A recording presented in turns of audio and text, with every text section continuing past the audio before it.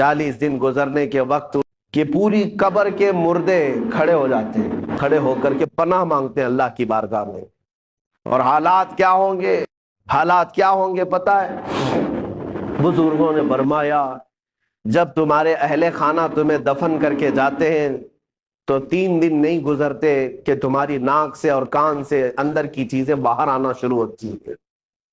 हमारे पेट का गूदा बाहर आना शुरू हो जाता है और 8 दिन नहीं गुजरते कि पेट फट जाता है, अंतड़ियां बाहर निकल आती हैं, ताफुन हो जाता है कब्र के अंदर और अचानक मिट्टी से कीड़े पैदा कर दिए जाते हैं जो जिस्म के इन आज़ा को खाने लग जाते हैं।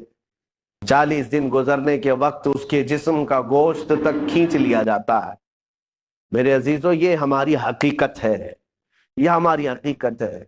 मैं कभी कहता हूं नौजवानों से जो जिम में जाकर अपनी बॉडी बनाने में घंटों सर्फ करते हैं, अपनी बॉडी बनाने में, अपना चेहरा बनाने में, तुम्हें पता है मौला कायनात अली मुर्तदा रज़ी अल्लाह ताला अन्हु एक दिन कब्रिस्तान गए और कब्र वालों को सलाम किया, अस्सलामु अलैकुम या अहलल कबूर, और फिर पूछा है कब्र वाले तुम्हारा क्या हाल है?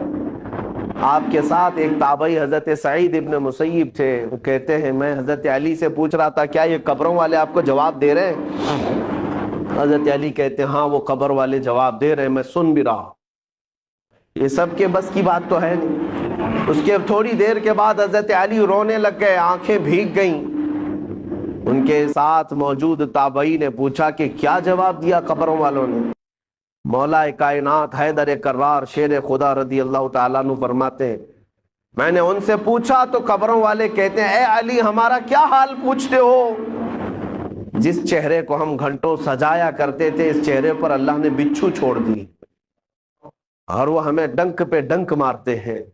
जिन बालों को हम बार बार सजाया करते थे इनमें खून और पीप भर दिया गया है। हमारे जिस्म के ऊपर से चमड़ियां उधेड़ दी गई हैं और गोश्त की सड़न पैदा कर दी गई है। और वो कब्रों वालों के हालात हजरत अली सुनते सुनते रोने लग गए। वक्त के सहाबी दामाद रसूल कब्र के जिक्र से रो पड़ते थे। मेरे अजीजों, आज हमारी क्या हालत है? हमारी आंखें तक नहीं भीगती, हमारा दिल तक मोम नहीं होता। ख्वाहिशात ने हमें इतना मसरूफ कर दिया है कि अपना आखिरी सफर भी भूल बैठे, जबकि तुम्हें पता है तुम हमारी तकरीर सुनो या ना सुनो, किसी का बयान सुनो या ना सुनो, तुम्हें तो मौत आनी है, तुम्हें ले जाया जाएगा। इस बात को मानो या ना मानो, तुम्हारे ना मानने से, तुम्हारे इनकार करने से तुम्हारी मौत के आने में कोई फर्क नहीं पड़ेगा। मौत तो आना है। तुम 1000 इख्तिलाफ करो मुझसे, 1000 मुझे गालियां दे लो, लेकिन मौत तो आनी है मेरे अजीज, मौत तो आनी है। हमने भारी भरकम जिस्म भी उठाए, बड़े पैसे वालों को भी उठाया है, लेकिन देख करके इस बात का एहसास होता है कि पूरे कफन में एक जेब भी नहीं रखी जाती। और ना ही हम अपने अजीज मुर्दे को दफन करते हैं तो 5 रुपये, 10 रुपये, 100 रुपये, 1000 रुपये की नोट तक नहीं रखते, और रखना भी नहीं चाहिए। लेकिन मोमिनों का यह अकीदा है कि हम एक सिक्का भी कब्र में अपने बाप को नहीं देते। क्यों? सबको पता है कि यहाँ ये सिक्का नहीं चलने वाला, ये दूसरी दुनिया है, यहाँ इंसाफ दूसरा होगा, यहाँ मलाइका आएंगे और वो ना रिश्वत लेने वाले हैं और ना सिफारिश तुम्हारी लेने वाले हैं। यफ़अलून मा युअमरून, वो उतना ही करेंगे जितना उनको हुक्म दिया जाए। है मेरे अजीजों, वक्त बहुत कम रह गया है, वक्त बहुत कम रह गया है, और अब तक हमारे पास ऐसी कोई चीज नहीं जिसको लेकर के हम कब्र में जाएं। मुझे एक वाकया बार बार झिझोड़ता है। मुंबई की सरजमीन पर हमारे एक हाजी साहब, बड़े पैसे वाले, परहेजगार आदमी भी हैं, लेकिन अपने बेटे को उन्होंने बचपन से, अकलौता बेटा था, कॉन्वेंट में पढ़ाया, इंग्लिश में पढ़ाया और बहुत टॉप की कॉलेज यूनिवर्सिटी में पढ़ा, यहाँ तक कि उसे लंदन भी पढ़ने के लिए भेजा था। 24 साल का या 25 साल का लड़का था, अचानक बोन कैंसर हो गया। बोन कैंसर ऐसा हुआ कि पता ही नहीं चला, 6 महीने के बाद पता चला कि ये 3rd स्टेज पर है, कुछ कर ही नहीं सकते थे। पहले तो लंदन में इलाज हुआ, उसके बाद फिर वहां से मायूस मुंबई लौट आए। जब घर आए तो 25 साल का जवान बिस्तर पर है, गल गया है, اور باپ کی حالت دیکھنے کے قابل، روتا تھا نمازوں میں آ کر، دعا کی چٹھی ہر بار۔ پھر وقت ایسا آیا، مجھے وہ بات یاد آتی، کافی سال ہو گئے، اس نوجوان لڑکے نے اپنے باپ کو ایک دن بلایا، کہا ابا جان میری اسکول کی سرٹیفکیٹ، شیلڈ، مارک شیٹ یا جو مجھے انعامات ملے تھے وہ کہاں ہیں؟ کہا باپ نے بیٹا سب سنبھال رکھا ہوں، الماری میں سب ہے، سب ہے۔ کہا میں دیکھنا چاہتا ہوں۔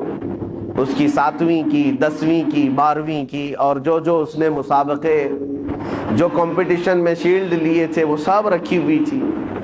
باپ لا کر کے دیتا ہے، یہ تیری 10ویں کی ہے، یہ 12ویں کی ہے، یہ کالج کی ہے، یہ تو لندن میں جو پڑھا اس کی ہے، فلاں کورس کی ہے۔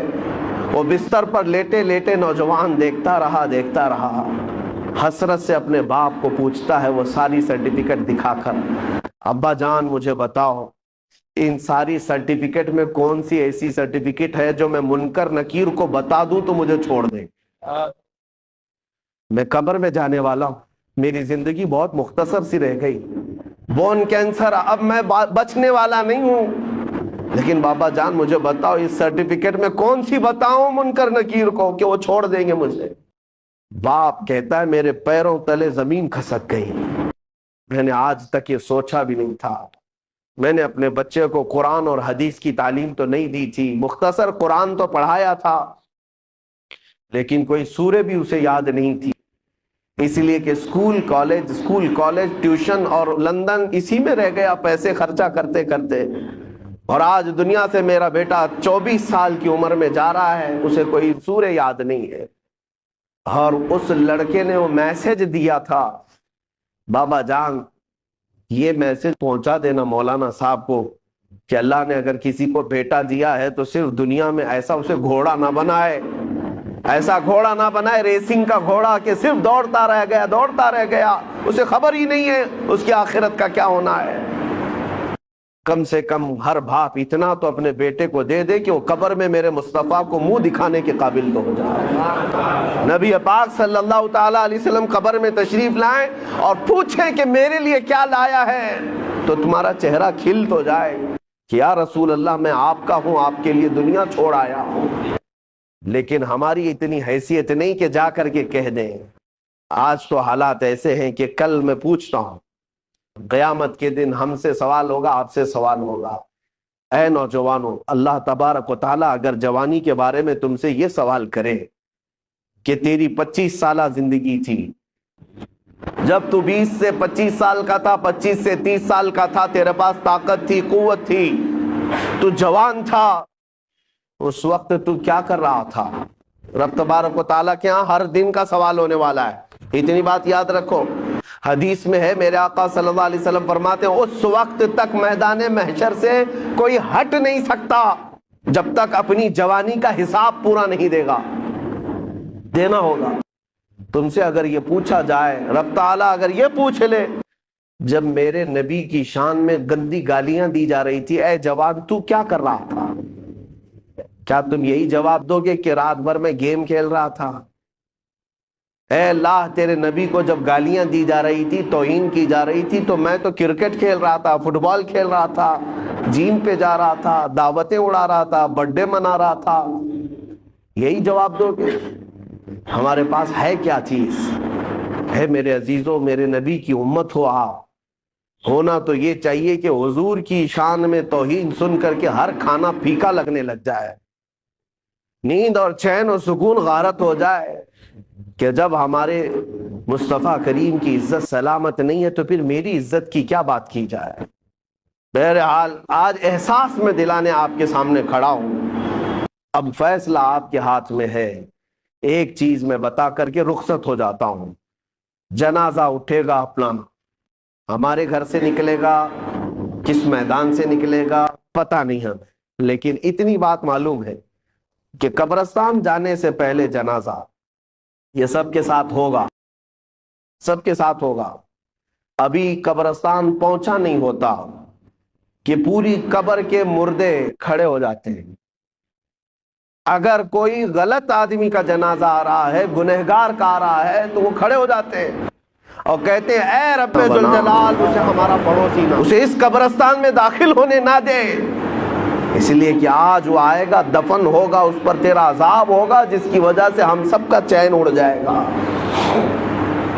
مردے کھڑے ہو کر کے پناہ مانگتے ہیں اللہ کی بارگاہ میں کہ ایسا منحوس شخص اس قبرستان میں نہ آنے پائے۔